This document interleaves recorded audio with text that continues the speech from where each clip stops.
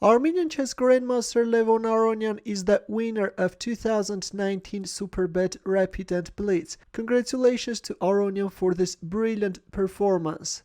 After scoring equal points with Russian chess grandmaster Sergey Karjakin, they played a tiebreak match, and it was tiebreak which decided the winner of the tournament. The first rapid tiebreak game ended up in a draw, and it was the second tiebreak game that allowed Aronian not only to win the match but the whole tournament as well.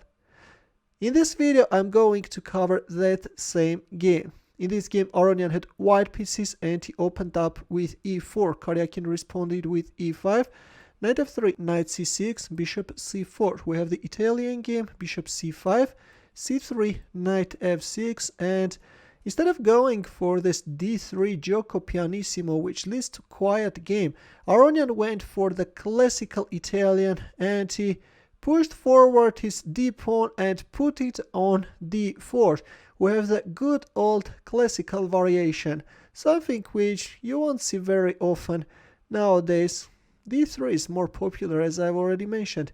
He takes d4 e5. With this move, Aronian demonstrates that he's looking for a sharp battle and all he needs is a victory. d5, bishop b5, knight e4, c takes d4, bishop goes back on b6, knight c3, black castles kingside, bishop e3, bishop g4, h3, bishop h5, queen c2. Already white wants to win the knight on e4.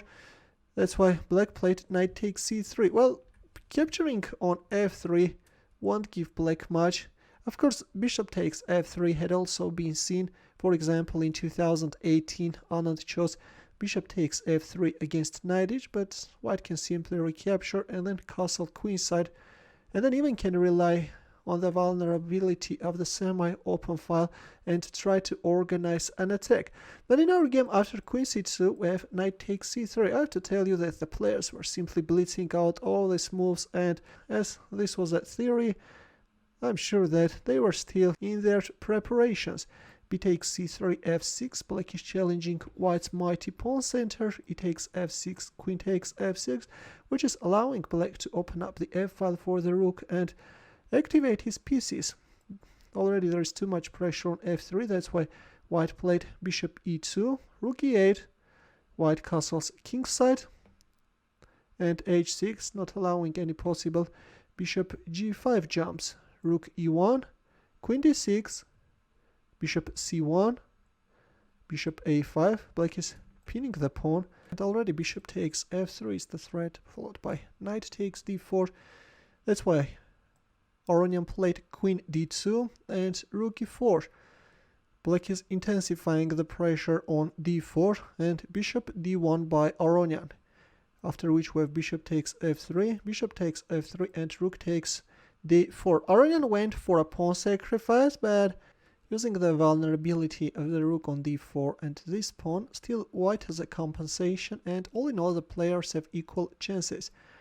Rook c4 by Karjakin, and here we go, a beautiful bishop a3 move.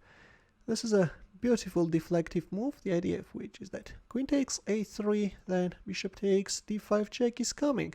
And it turns out that after this move, black needs to find an accurate defensive move, otherwise can find himself in trouble. And that was something which Karjakin failed to do, and in here he made a mistake by playing bishop b4. It was better to play knight b4. Now if bishop takes b4, then bishop takes b4. If queen d1, then rook takes c3, and in this case the players have equal chances. In here even the players can repeat the moves.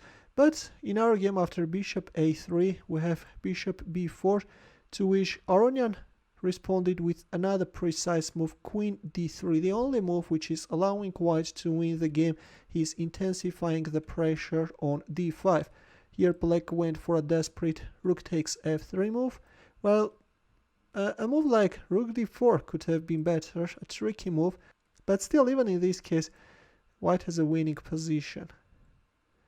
And then white can play bishop takes d5, followed by queen takes a3. But in our game, after queen d3, we have rook takes f3 and queen takes f3 by Aronian. Here Karjakin won the bishop on a3, but once the rook is penetrating the a8 rank, there is no way out. After king h7, queen f5 check, Karjakin resigned. If g6, then queen f7 checkmate is coming, and if a move like queen g6, then rook h8, and black is losing his queen. That's why after queen f5 check, we have a resignation. I have to tell you that despite the fact that this was a rapid game, both players played this game pretty accurately. Karjakin played accurately up to bishop b4, but Aronian's game was simply magnificent, and with an angel's precision he managed to beat his experienced opponent. Well, in the end, let's also solve a chess puzzle where the task is to find the winning line for white. It's white to move, and I will wait for your answer in the comment section. Thanks for watching. Here are more suggestions for you. Feel free to check them out as well. I will see you in my next video. Take care.